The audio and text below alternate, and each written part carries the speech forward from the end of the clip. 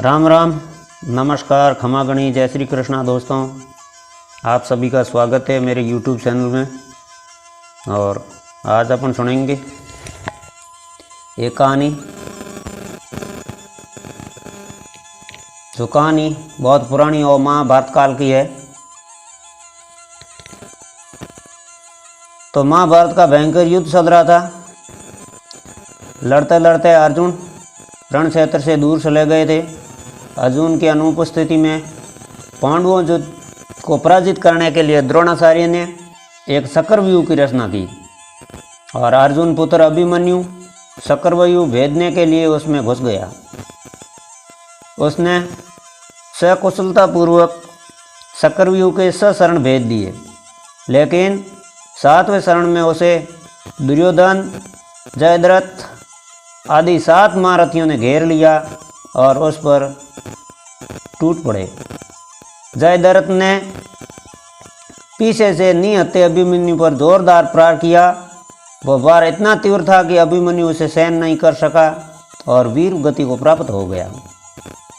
अभिमन्यु की मृत्यु का समाचार सुनकर अर्जुन क्रोध से पागल हो उठा। उसने प्रतिज्ञा की कि अगले दिन सूर्योदय से पहले उसने जयद्रथ का वध नहीं किया तो आत्मदाह कर लेगा। जयद्रथ भयभीत होकर दुर्योधन के पास पहुंचा और अर्जुन की प्रतिज्ञा के बारे में बताया। दुर्योधन ने उसका भय दूर करते हुए बोला, चिंता मत करो मित्र, मैं और सारी कौरव सेना तुम्हारी रक्षा करेंगे। कल तुम तक अर्जुन नहीं पहुंच पाएगा, उसे आत्मदाह करना ही पड़ेगा। अगले दिन युद्ध शुरू हुआ।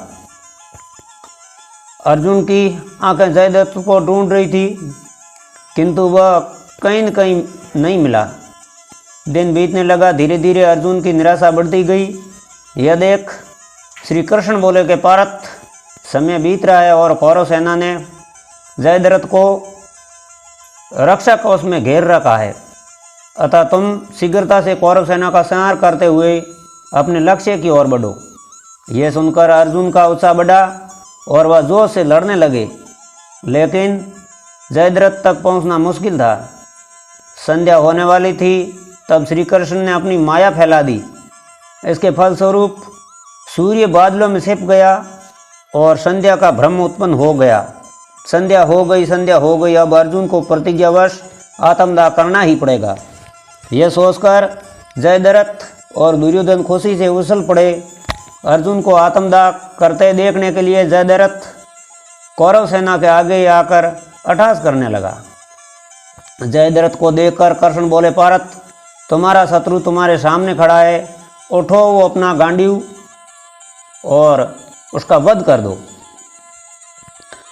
वह देखो अभी सूर्यास्त नहीं हुआ है। यह कहकर उन्होंने अपनी माया समेट ली। देखते ही देखते सूर्य बादलों से निकल आया और सबकी दृष्टि आसमान की ओर उठ गई। सूर्य अभी भी चमक रहा था। यह देख जयद्रथ और दुर्योधन के पैरों तले जमीन खिसक गई। जयद्रथ भागने को हुआ, लेकिन तब तक अर्जुन ने अपना गांडीव धनुष उठा लिया था। तब कृष्ण चेतावनी देते हुए बोले कि हे अर्जुन, जयद्रथ के पिता ने इसे वरदान दिया कि जो इसका मस्तक जमीन पर गिराएगा, उसका मस्तक भी सैकड़ों टुकड़ों में विभक्त हो जाएगा। इसीलिए यदि इसका सिर जमीन पर गिरा तो तुम्हारे सिर के भी 100 टुकड़े हो जाएंगे। हे पार्थ, उत्तर दिशा में यहाँ से 100 योजन की दूरी पर जयद्रथ का पिता तप कर रहा है। तुम इसका मस्तक ऐसे काटो कि वह इसके पिता की गोद में जाकर गिरे।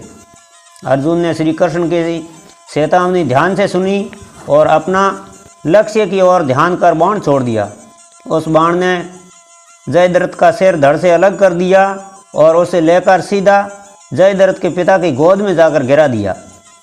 जयद्रथ का पिता सौंक कर उठा तो उसकी गोद में से सिर जमीन पर गिर पड़ा और सिर जमीन पर गिर पड़ते ही उसके पिता के भी सिर के 100 टुकड़े हो गए। इस प्रकार अर्जुन की प्रतिज्ञा पूरी हुई। तो ये थी महाभारत काल के अर्जुन की जयद्रथ को मारने की प्रतिज्ञा और अपने पुत्र अभिमन्यु का बदला लेने की प्रतिज्ञा। तो ये कथा आपको कैसी लगी मुझे लाइक कमेंट करके ज़रूर बताना।